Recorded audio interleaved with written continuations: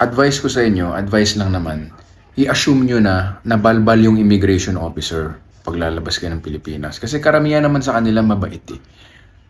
Magagulat ka na mabait sila, di ba? Pero pag in-assume mo, pag natapat ka dun sa masungit, kasi palabas ng Pilipinas, binigay ko yung passport ko na nasa wallet, mali nga naman. Pero ang sabi sa akin, ilabas mo naman yan.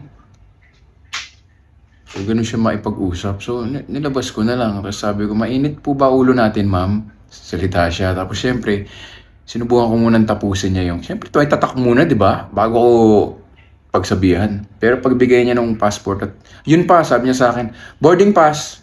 Kasi ganun yung tono. Di ba? Hindi naman kailangan maging mabait, pero professional man lang. Kung kausapin tayo, para tayong batang pinapagalitan eh. O hindi kaya parang sila yung amo, tapos pinapagalitan tayo. So sabi ko sa kanya, ma'am, hindi ko na sabihin yung last name niya.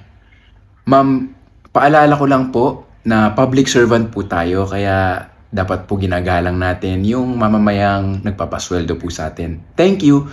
Tapos sinabi ko pa lang ng dapat po, sumasagot na siya. Ay, pero hindi ko na pinansin. Hindi na ako naipagsagutan. Sinabi ko lang yung gusto ko sabihin with a smiling face. Kasi nung sinabi niya palang nagalit na ako eh. Pero control lang. Makakabawi rin tayo.